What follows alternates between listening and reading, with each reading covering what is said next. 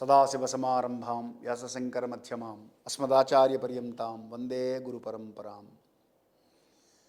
విష్ణు సహస్రనామంలో 14వ శ్లోకం అంటే రోహిణీ నక్షత్రం 2వ పాదం వాళ్ళకి విశేషంగా ఈ శ్లోకం పనికొస్తుంది. అందరూ కూడా విష్ణు సహస్రనామం మొత్తం చేసుకోవాలి.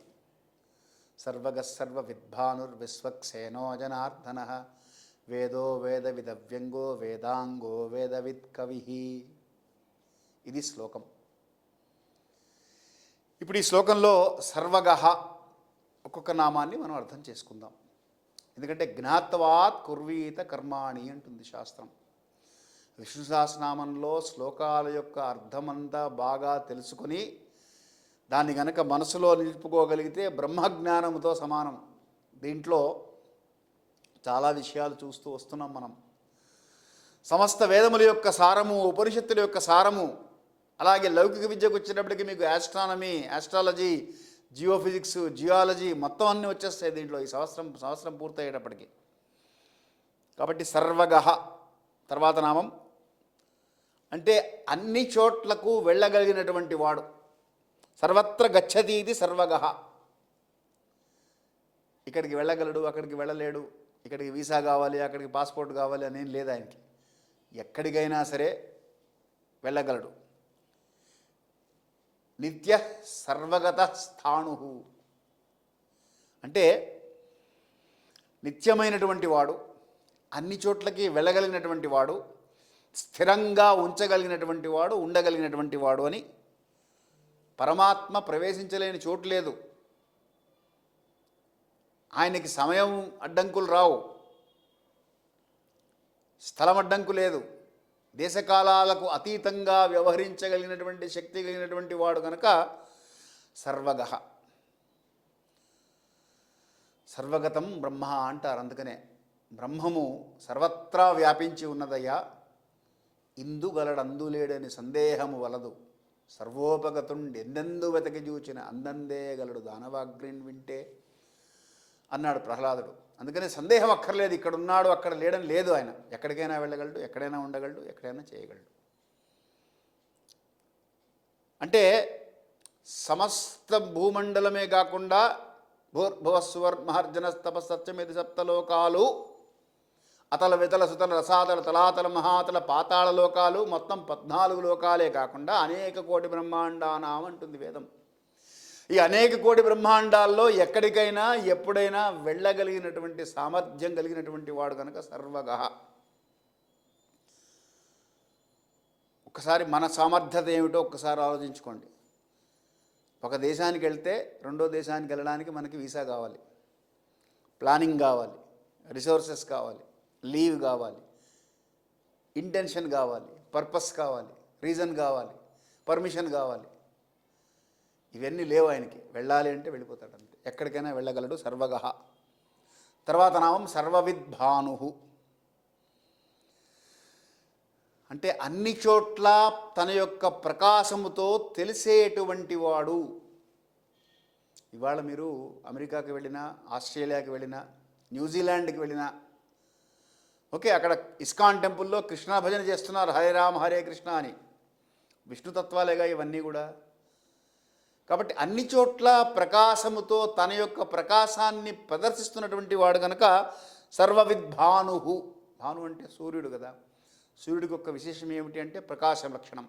సో ఆయన ప్రకాశ లక్షణంతో ఆయన ఏదాదిత్యగతం తేజో జగద్భాసయతే అఖిలం, భగవద్గీత శ్లోకం. సూర్యుడు ఎట్లా అయితే తన యొక్క తేజస్సుతో ఈ జగత్తునంతటి కూడా ప్రకాశింపజేస్తున్నాడో, యశ్చంద్రమసి యశ్చాగ్నౌ తత్తేజో విద్ధిమామకం అన్నాడు. నా యొక్క తేజస్సు వల్ల ఇవన్నీ ప్రకాశిస్తూ ఉన్నాయి. కాబట్టి సర్వవిద్భాను. ఈ యాక్చువల్ నిజానికి 2 పదాలు, సర్వవిత్ భాను. ఈ రెండింటినీ కలిపి ఒకటే నామంగా మనం తీసుకుంటున్నాం, సర్వవిద్భాను అని. తర్వాత నామం విశ్వక్సేన. విశ్వక్సేన అంటే సర్వత్రా వ్యాప్తి చెందినటువంటి ఆయన సేన. అక్కడ ఉంది ఇక్కడ లేదు అని లేదు, మొత్తం అంతా విశ్వమంతా ఆయన సేన ఉన్నటువంటి వాడు విశ్వక్సేన. విశ్వం గచ్చతి పలాయతే దైత్యసేన యస్య రణోద్యోగమాత్రేణేతి విశ్వక్సేన అని శంకర భాష్యం చెప్తోంది. అంటే విశ్వమంతటా సేనలు కలిగినటువంటి వాడు, దైత్యులను హతమార్చి ధర్మమును నిలబెట్టడానికి కావలసినటువంటి సేన విశ్వమంతా వ్యాప్తి చెంది ఉన్నటువంటి వాడు కనుక విశ్వక్సేన. విశ్వక్ సమంతతః వ్యాప్తా సేనా యస్య విశ్వక్సేన అని అమర కోసం చెప్పింది. అంటే సర్వత్రా వ్యాపించినటువంటి సేన కలిగినటువంటి వాడు విశ్వక్సేనుడు అని.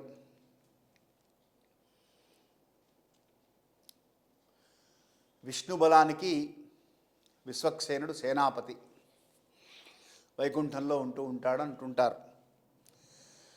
అంటే విశ్వంలోని బలములన్నీ కూడా విశ్వక్సేనుల వారివే. ఆయన సేనాపతి కాబట్టి అక్కడ ఉంటాడు. ఇప్పుడు మిలిటరీ జనరల్ ఎక్కడ ఉండాలి? ఢిల్లీలో ఉండాలి, ప్రెసిడెంట్కి రిపోర్ట్ చేస్తూ ఉండాలి కాబట్టి. అలాగే ఈయన వైకుంఠంలో ఉండి విష్ణు భగవానుడికి రిపోర్ట్ చేస్తూ ఉంటారు. ఆ తత్వమే కాబట్టి విఘ్నంతి సతతం విశ్వక్సేనం తమాశ్రయే అన్నారు. అందుకని విఘ్నేశ్వరుడే విశ్వక్సేనుడు. శివకుటుంబంలో చూసినప్పుడు విఘ్నేశ్వరుడుగా చూస్తాం, విష్ణు పరివారంలో చూసినప్పుడు విశ్వక్సేనుడుగా చూస్తాం. విఘ్నములను నివారించే శక్తి కలిగినటువంటి వాడు గనక విఘ్నంతి సతతం విశ్వక్సేనం తమాశ్రయే అన్నారు. తర్వాత నామం జనార్దన. ఈ నామం చాలామందికి తెలుసు, రోజు చెప్తూ ఉంటారు. ముఖ్యంగా సంధ్యావందనం చేసేవారందరూ ఈ నామం చెప్తూ ఉంటారు. మంత్రహీనం క్రియాహీనం భక్తిహీనం జనార్దన యత్కృతంతు మయా దేవ పరిపూర్ణం తదస్తుతే. అలాగే పూజలు చేసేవాళ్ళు, నిత్య పూజలు చేసేవాళ్ళు, వాళ్ళు కూడా ఈ నామం చెప్తారు. యత్పూజితం మయా దేవ పరిపూర్ణం తదస్తుతే అంటారు అక్కడ. ఈ జనార్దన నామము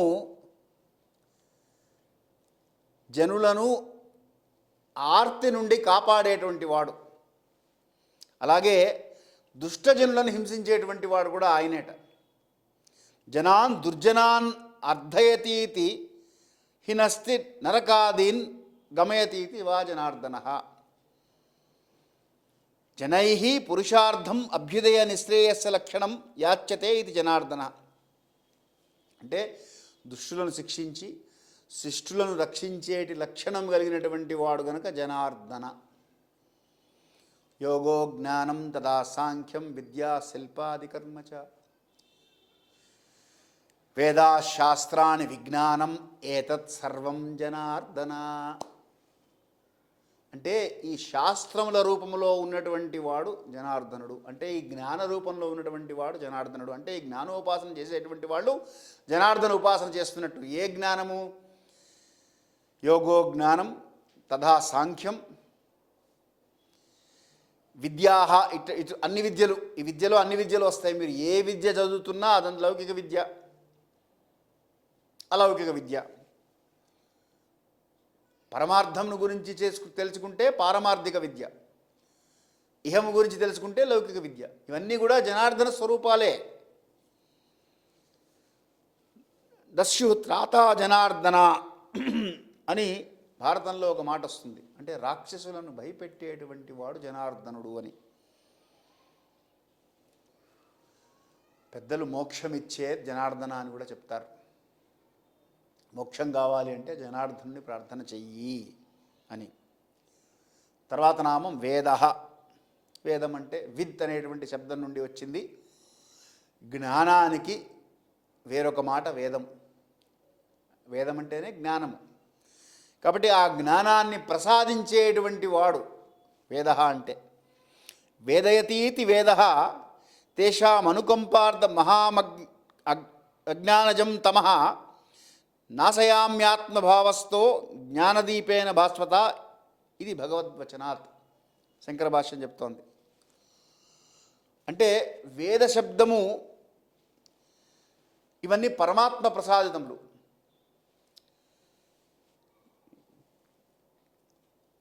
ఛందస్సులు అని కూడా అంటారు వాటిని. ఈ వేదం అనేటువంటి జ్ఞానము ద్వారా సర్వవేదా సర్వవిద్యా శాస్త్రా సర్వే యజ్ఞా సర్వయుజ్యశ్చ కృష్ణ అని మహాభారతంలో వ్యాసుల వారు ఒక మాట అంటారు. అంటే సమస్త విద్యలు, సమస్త శాస్త్రములు, సమస్త యజ్ఞములు కృష్ణస్వరూపమే. యజ్ఞో వై విష్ణు యజ్ఞ ఏవాం తతః ప్రతిష్టతి శ్రోత్రజహోతి అని చెప్తుంటాం కదా, విష్ణవే స్వాహ అని. కాబట్టి ఈ సమస్త స్వరూపము అంటే వేదముచే ప్రతిపాదించబడ్డ సమస్తము కూడా విష్ణునామమే, విష్ణు స్వరూపమే, విష్ణు కార్యమే, విష్ణు శ్రవణమే, విష్ణు స్తోత్రమే, విష్ణు పారాయణమే, విష్ణు అర్చనమే. అందుకనే వేదో నిత్యమధీయతాం తదుదితం కర్మస్వనుష్ఠీయతాం దుస్తర్కాస్తు విరమ్యతాం శృతిశిర పక్షస్వనుష్ఠీయతాం అన్నారు శంకరాచార్యుల వారు. ఆదిశంకరులు భగవత్పాదులు మనకు చేసినటువంటి మార్గనిర్దేశం ఏమిటి అంటే, వేద ప్రతిపాదితమైనటువంటి ఏదైనా ఉంటే అది భగవంతుడు చెప్పినటువంటి మార్గం, అవైదికమైనటువంటి మార్గము భగవంతుడు చెప్పినటువంటి మార్గము కాదు. కాబట్టి భగవంతుడు చెప్పినటువంటి మార్గంలో మనం నడవాలి తప్ప ఆయన చెప్పనటువంటి మార్గంలో మనం నడిస్తే ఈ జన్మని వృధా చేసుకున్నట్లు. కాబట్టి వేద. అర్జునుడంతటి వాడు నష్టో మోహ స్మృతిర్లబ్ధ్వ తత్ప్రసాదాం మయాచ్యుత హతోస్మి గత సందేహ కరిష్యే వచనం తవ అన్నాడు. మోహానికి ప్రతివాడు వసుడవుతూ ఉంటాడు ఏదో ఒక సందర్భంలో. ఈ మోహానికి వసైనప్పుడు అధఃపాతాళానికి వెళ్ళిపోతాడు. అకర్మ వికర్మ సుకర్మ అని ఉంటాయి. కర్మ చేయవలసినటువంటి కర్మ చేయకుండా చేయకూడని పనులు చేసేసి పాపం మూట కట్టుకుని వెళ్ళిపోతుంటాడు. అది లేకుండా జ్ఞానాన్ని ప్రసాదించి భగవత్ స్వరూపముగా వేదమును మనకు ప్రతిపాదించి ఆయన యొక్క స్వరూపాన్ని ఇది నాయన నువ్వు అలా వెళ్ళకు అని మనకు చెప్పడం కోసం చెప్పినటువంటిది భగవద్గీత. నష్టో మోహ. ఈ మోహం అనేటువంటిది మోహ ముద్గర స్తోత్రం. శంకరాచార్యులు వారు భజగోవిందం భజగోవిందం గోవిందం భజమూఢమతే అని శ్లోకాలు చేశారు. అందులో చాలా విశేషంగా చాలా విషయాలు చెప్తారు. సంప్రాప్తే సన్నిహితే కాలే నహి నహి రక్షతి ఢృక్కంకరణే మూఢజహీహి ధనాగమ తృష్ణ కురు సద్బుద్ధిం మనసి వితృష్ణ ఎల్లబసే నిజ కర్మోపాత్తం విత్తం తేన వినియోగ చిత్తం. అద్భుతంగా వెళ్తూ ఉంటుంది అది. అదొక్కటే అర్థం చేసుకున్నా చాలా అసలు. అంటే ఈ జ్ఞానం అంతా ఎక్కడి నుంచి వచ్చింది? ఉపనిషత్తుల నుంచి వచ్చింది, వేదాల నుంచి వచ్చింది. ఆ వేద స్వరూపమైనటువంటి వాడు ఆయన కనుక వేద. తర్వాత వేదవిత్, ఆయనే వేదము కాబట్టి తెలిసినటువంటి వాడు, వేదమంతా తెలిసినటువంటి వాడు వేదవిత్. యథావత్ వేదం వేదార్థం వేత్తేతి వేదవిత్ వేదాంతకృత్ వేద విదేహ చాహం. అంటే వేదము యథార్థంగా తెలిసినవాడు, యథాతథంగా తెలిసినటువంటి వాడు వేదం. వేదం చెప్పేటువంటి వాళ్ళు ఇవాళ దురదృష్టవశాత్తు సమాజంలో స్మార్తము వేదము అన్నీ కలిపేసి చూస్తున్నారు. స్మార్త విద్య వేరు, వేద విద్య వేరు. స్మార్తం చదువుకున్నటువంటి వారు స్మార్త కర్మలకు మాత్రమే పనికొస్తారు, వాళ్ళు వేదం చెప్పలేరు. వేదం చదువుకున్నటువంటి వారు స్మార్త కర్మలు చేయించరు, వాళ్ళు వేద స్వస్తి మాత్రమే చెప్పి ఆశీర్వచనాలు చేస్తూ ఉంటారు. ఈ వేద భాష్యం ఒకటి ఉంటుంది. తర్వాత స్మార్థం చెప్పుకున్నాక వేదం చెప్పుకుని, స్మార్థం చెప్పుకోకపోయినా వేదం చెప్పుకోవచ్చు. వేదం చెప్పుకున్న తర్వాత అప్పుడు వేద భాష్యం చెప్పుకుంటారు, విద్యారణ్య భాష్యము అంటారు. ఆ వేదార్థం తెలిసినటువంటి వాళ్ళు మన ఉభయ తెలుగు రాష్ట్రాల్లో చాలా తక్కువ మంది ఉన్నారు. వేళ్ల మీద లెక్క పెట్టచ్చు, చాలా తక్కువ మంది ఉన్నారు. కానీ ఈ వేదార్థం సంపూర్ణంగా ఎవరికి, వాళ్ళని అడగండి మీకు మొత్తం వేదార్థం తెలుసా అంటే, అయ్యా నాకు తెలిసినంతలో అని మొదలు పెడతారు వారు. నా పరిజ్ఞానం సహకరించిన మేర, నాకు మా గురువులు నేర్పించినంత వరకు, నా గ్రహణ శక్తికి తోచినంత మేర అలా ఉంటుంది తప్ప నాకంతా తెలుసని వాళ్ళు కూడా చెప్పలేరు. ఎందుకంటే వేదవిత్ ఎవరు అంటే విష్ణు భగవానుడు ఒక్కడే. ఈశ్వర సర్వ విద్యానాం, ఆయనకే తెలుసు విద్యలన్నీ కూడా. వేదమంతా వేదము తెలిసినటువంటి వాడు ఆయనే గనుక ఊర్ధ్వమూలమదశాకం అశ్వత్థం ప్రాహురవ్యయం చందాంస్నియస్య పర్ణాని యస్తం వేద సవేదవిత్ అన్నాడు. అశ్వత్థ వృక్షానికి వేళ్ళు పైకుంటాయి, కొమ్మల కిందకుంటాయి. బ్రహ్మ విద్య అటువంటిదయ్యా, దాన్ని తెలిసినటువంటి వాడు వేదవిత్ అన్నాడు. అనంతావై వేద అంటుంది. ఎన్ని వేదములు ఉన్నాయో అన్నీ పోగొట్టుకున్నాం ఇప్పుడు మనం. మనకి 6, 7, 8 ఉన్నాయి అంతే ఇప్పుడు. కానీ వేల సంఖ్యలో వేదములు ఉన్నాయి. ఇంత జ్ఞానాన్ని అందించినటువంటి పవిత్రమైనటువంటి భారతదేశంలో పుట్టినందుకు గర్వించాలి ముందు మనం. పోగొట్టుకున్నందుకు బాధపడాలి. దాన్ని పునరుద్ధరించగలిగితే కొద్దిగా పునరుద్ధరణ కోసం కృషి చేయాలి, ఎంతో కొంత మన శక్తి మేరకు. తర్వాత అవ్యంగ అంటే జ్ఞానముతో పరిపూర్ణత్వాన్ని పొందినటువంటి వాడు, ఏ లోపము లేనటువంటి వాడు. వి అంగ అంటే వ్యంగ అంటే వ్యక్తమయ్యేటువంటి వాడు అని అర్థం. అవ్యంగ అంటే వ్యక్తము కానటువంటి వాడని ఇంకో అర్థం చెప్పారు. అవ్యంగ జ్ఞానాదిభి పరిపూర్ణో వికల ఉచ్యంతే అని శంకర భాష్యం చెప్పి, అంటే జ్ఞానముతే పరిపూర్ణుడుగా ఉన్నాడు గనుక ఏ లోపము లేనటువంటి వాడు అని ఒక అర్థము.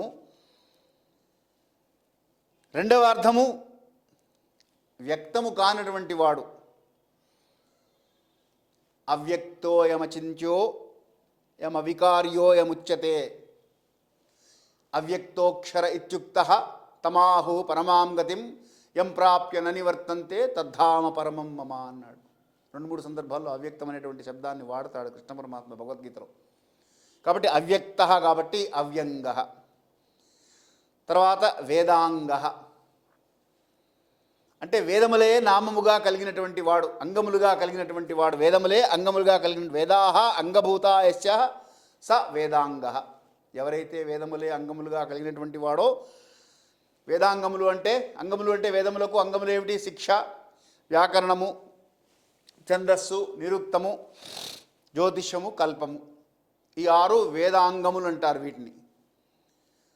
ఛందౌ పాదౌ తు వేదస్య హస్తౌ కల్పోదపట్యతే జ్యోతిషాం అయనం చక్షు నిరుక్తం శ్రోత్రముచ్యతే శిక్షాఘ్రాణంతు వేదస్య ముఖం వ్యాకరణం స్మృతం తస్మాత్ సాంగమదీత్యైవ బ్రహ్మలోకే మహీయతే అని.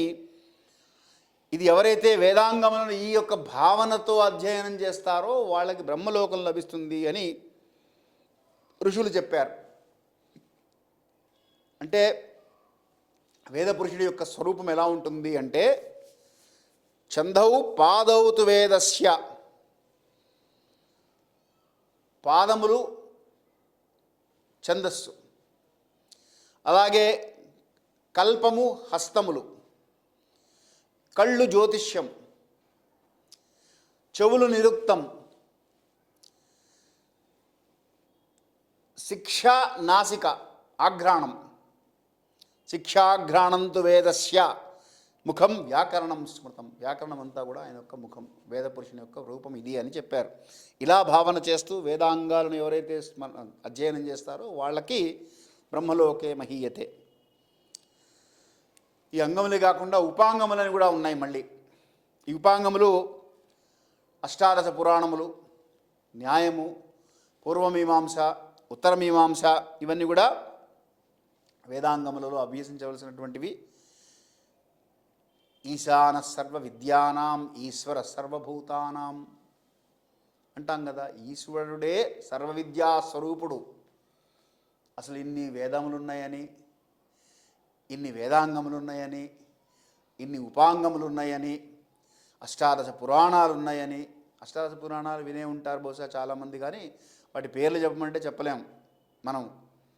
మనకున్నటువంటి సనాతన ధర్మంలో, ఆర్షధర్మంలో, ఆర్షవాంగ్మయం పట్ల మనకందరికీ ఉన్నటువంటి జ్ఞానము ఏ పాటిదో ఒకసారి ఈ పేర్లు చూస్తే మనకు అర్థమైపోతుంది. ఎన్ని ఉపనిషత్తులు ఉన్నాయి? దశోపనిషత్తులు విశేషంగా చెప్తూ ఉంటారు. 108 ఉపనిషత్తులు ఉన్నాయి. అంటే ఎంత జ్ఞానం ఉన్నదో ఆ జ్ఞానమంతా పెట్టి బీరువాలో పెట్టి, మన డబ్బులన్నీ బీరువాలో పెట్టి బిచ్చమెత్తుకోవడానికి వెళ్ళినట్టుగా ఇవాళ జ్ఞానమంతా భారతదేశంలో అక్కడ పెట్టేసి అమెరికా పోదామా, ఆస్ట్రేలియా పోదామా అని వెళ్తున్నాం జ్ఞానాన్ని పక్కన పెట్టి. సరే, సర్వవేదా సర్వవిద్యా సశాస్త్ర సర్వే యజ్ఞా ఇవన్నీ కూడా పరమాత్మ స్వరూపములే, వేదాంగ. తర్వాత వేదవిత్. ఇక్కడ విత్ అనే శబ్దము విచారణ చేసేటువంటి వాడు అంటే వేదములను విచారణ చేస్తూ ఉంటాడట. వేదాన్ వింతే విచారేతీతి వేదవిత్. ఆయనే విచారణ చేసి ఆయనే తెలుసుకుంటూ ఉంటాడు వేదాన్ని. ఎప్పుడు ఎప్పుడు నిరంతరము విచారణ కావాలండి. విచారణ అంటే దుఃఖమని విచారణ కాదు. ఎంక్వైరీ చేస్తుంటారు కోర్టులో, విచారణ అంటుంటారు. అంటే ఏమిటి? Dig deeper, go into the subject, don't be at the superficial level. ఒక విషయం తెలిసింది అనగానే దాన్ని అక్కడ వదిలేస్తున్నాం మనం. దాన్ని పట్టుకొని దాన్ని లోపలికి వెళ్తూ ఉండాలి. అహం బ్రహ్మాస్మి అనేటువంటి ఒక వాక్యం, ఇది ఒక మహావాక్యం. ఈ ఒక్క వాక్యాన్ని పట్టుకొని అహం అంటే ఏమిటి, బ్రహ్మ అంటే ఏమిటి, అస్మి అంటే ఏమిటి అనే ప్రశ్న వేశామనుకోండి, దాన్ని విచారము అంటారు. సో వేదములను విచారణ చేసేటువంటి వాడు కనుక బ్రహ్మవిత్ బ్రహ్మైవ భవతి అన్నారు. ఎవరైతే ఆ బ్రహ్మజ్ఞానం గురించి ఆలోచన చేస్తూ ఉంటారో, ఆలోచన చేయడానికి ఎవరి పర్మిషన్ అక్కర్లేదు కదండి. ఆలోచన చేయడానికి డబ్బులేం అవసరం లేదు, ఆలోచన చేయడానికి సమయం ఏమీ అవసరం లేదు. నువ్వు కూర్చున్నా తిరుగుతున్నా వీటి గురించి ఆలోచన చేస్తే చాలవయ్యా, నా దగ్గరికి వచ్చేస్తావని చెప్పాడు. ఇంత తేలిక మార్గం పెడితే ఆయన మనకి, మనం ఇవన్నీ వదిలిపెట్టేసి అశ్వమేధం చేద్దామా, పౌండరీకం చేద్దామా, అది చేద్దామా, ఇది చేద్దామా అని ఆలోచిస్తూ ఉంటాం. తీరా అక్కడికి వెళ్ళిన తర్వాత పని మనసు నిలుస్తుందా? అక్కడ నిలవదు. కాబట్టి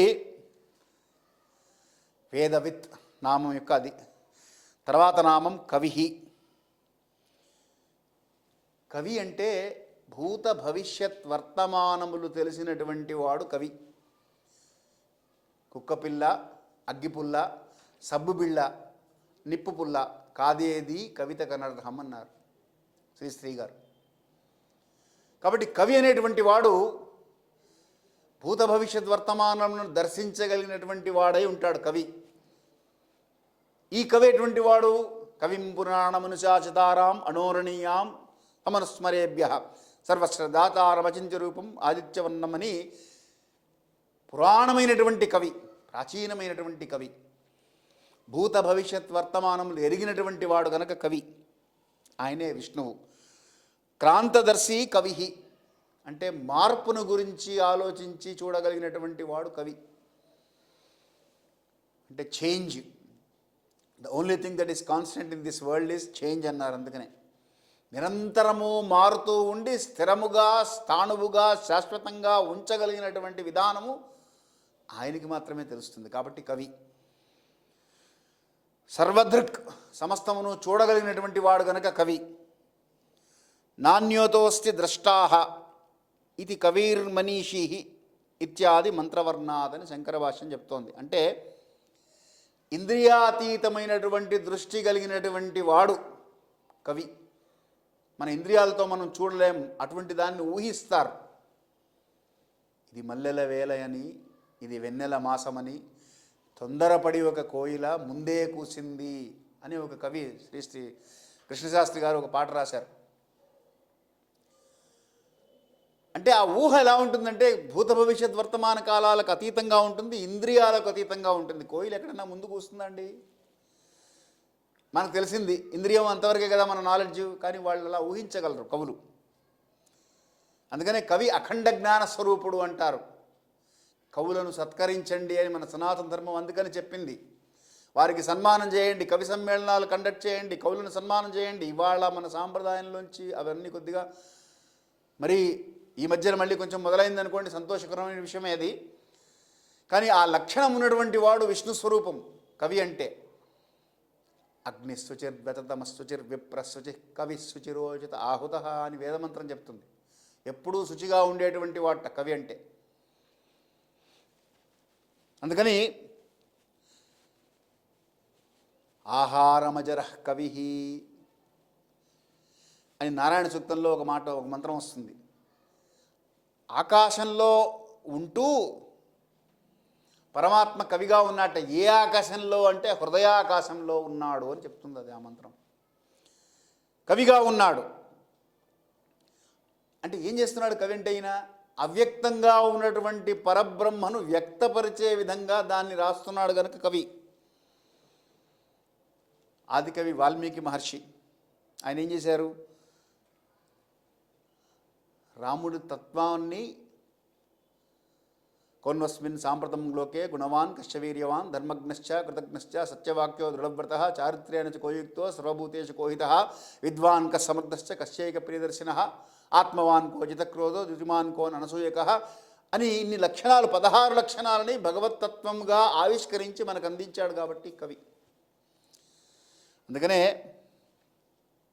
వ్యాసో నారాయణో హరిహి అన్నారు. కవి స్వరూపంలో విష్ణువు యొక్క కవి, నారాయణుడి యొక్క కవి వ్యాస భగవానుడుగా అవతరించి మనకి అష్టాదశ పురాణాలను అందించినటువంటి మహనీయుడు ఆయన. ఇక్కడతో ఈ 14వ శ్లోకం పూర్తయింది మనకి.